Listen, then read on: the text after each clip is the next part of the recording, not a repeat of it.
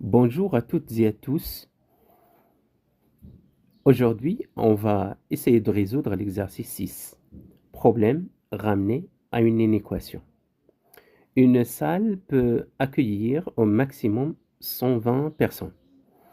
Il y a déjà 38 personnes présentes et chaque groupe supplémentaire compte 9 personnes. La première question, écrire une inéquation donnant le nombre n de groupes supplémentaires possibles. Alors, transformons ce problème en une inéquation. On a au maximum 120 personnes, donc inférieur ou égal à 120 personnes. La première question. Il y en a déjà 38 personnes, on met 38, et chaque groupe supplémentaire compte 9 personnes, c'est-à-dire plus 9. Chaque groupe supplémentaire compte 9 personnes, c'est-à-dire 9 personnes par groupe. Donc 9 fois le nombre de groupes, c'est n. Donc notre équation, c'est 38 plus 9n inférieur ou égal à 120. La deuxième question, résoudre cette inéquation. Alors, on a 38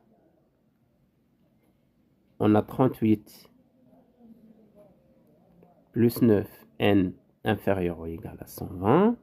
On déplace 38 de l'autre côté, ça va faire, c'est-à-dire, on fait l'opération inverse, c'est-à-dire devient moins 38, 120 moins 38. Donc, 9n est inférieur ou égal à 120 moins 38. 120 moins 38. Alors, 9n est inférieur ou égal à 2, 8, 82. Alors, pour isoler le n, on divise par 9. Donc, n est inférieur ou égal à 82 sur 9. Voilà. La troisième question.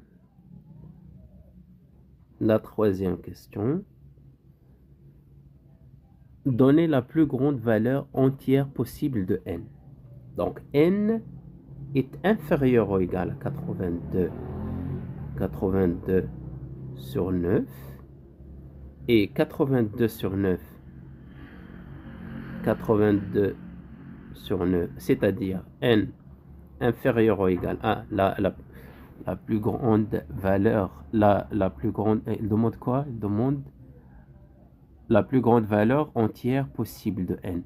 Donc inférieur ou égal, c'est-à-dire 82 sur 9, c'est 81, hein, le multiple de 9, le plus proche de 81, c'est 82,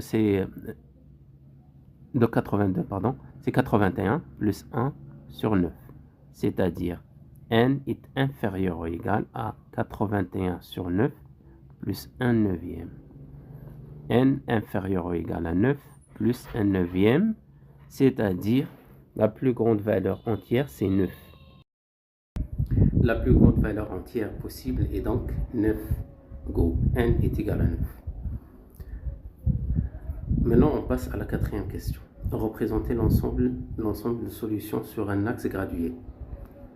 Alors, sur un axe gradué, on va représenter n. D'accord? Alors, la réponse dépend de ce que demande exactement l'exercice.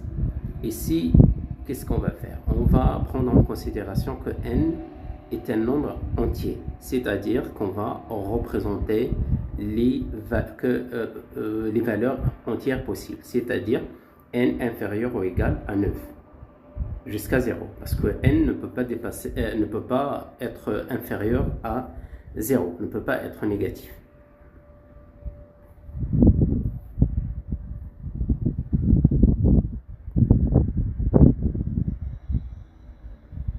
Alors, sur un axe gradué, on a 0, 1, 2, 3, 4, 5, 6, 7,